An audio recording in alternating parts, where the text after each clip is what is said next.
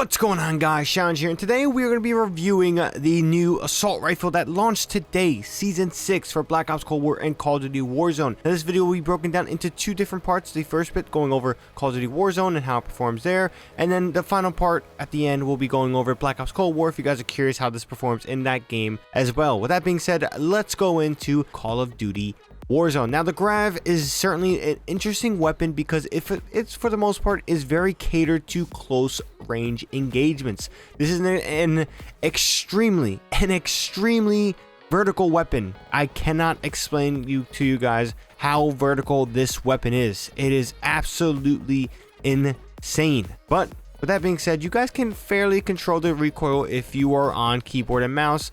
I checked it on the controller. You can control the recoil, but it is a little bit more of a struggle compared to mouse.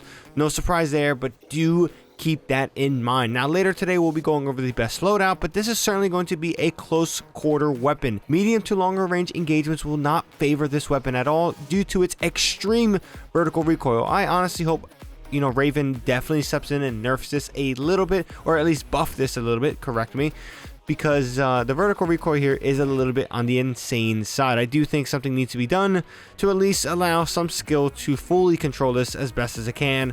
But with that being said, it's very good up close. It hits hard. It has a great rate of fire, and the recoil for close range is fairly good. Iron sights as well is a very phenomenal thing to use on this weapon. I was using a Microflex LED because I really like that set a lot, but if you guys do want to opt for a iron sight, since this is a close quarter weapon, go ahead, do it. It is definitely going to be worthwhile and work very well. But yeah, guys, remember, in Warzone, use this for a close quarter loadout. This is your sniper support. This is your close range weapon to that sniper. Don't try to shoot medium to longer ranges. You can do it, but you'll be wasting a lot of ammo and missing a good bit of shots. So with that being said, now let's jump into Call of Duty Black Ops Cold War. Now, this weapon here is definitely on the lower side of recoil compared to Call of Duty Warzone. It's fairly manageable if, I really haven't noticed anything at all. Like Call of Duty Warzone, it has great iron sights, and I think this weapon is just great. The Galil has always had great iron sights from Black Ops 1, so seeing that transition here is really good news. It definitely competes in medium ranges in this game. Now, the only problem is that close ranges are pretty much devastated by the shotguns, whether it's Assault Off, the new shotgun, or even any other shotgun, or that pesky old melee weapon. Yes, so this weapon in Black Ops Cold War, you can use it for close range engagements, but the sweet spot for this weapon in that game is going to be medium range for sure, and it is a fairly solid assault rifle to do that in that category. ADS time is very fair depending on what you build your loadout to. Reload time is also on the good side of things, but I haven't found this weapon to be completely dominant in the game itself. Now, that's one thing we could blame Black Ops Cold War, because the meta and the TTK really kind of makes a lot of weapons feel very similar, and this weapon doesn't really stand out on top of being very good at what it does. You can use this, you can use the XM4, you can use the Krig. You have a lot of options to use, so this weapon won't be as dominant as other choices, but it's fairly solid, and you can definitely use it in a competitive setting. So yeah, Black Ops Cold War, really not much to say.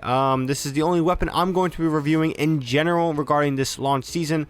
I don't care for the shotgun. I'm not going to spend my time trying to rank up the shotgun. Honestly, it's really good in Black Ops Cold War. It's kind of decent in Warzone. Shotguns, specifically pump shotguns, are on the weirder side of things, hence why I'm not even bothering with that shotgun. But yeah, the Grav assault rifle is a very solid choice to use in close quarter engagements for Call of Duty Warzone and medium to long range engagements in Call of Duty Black Ops Cold War. This is a tier 31 free unlock for this season, so you have to be tier 31 whether you buy it or whether you earn it. It is in that late spot. But with that being said, the Galil is back, it has returned, and it is great. I'm enjoying it so far. I'm really also enjoying the Warzone changes.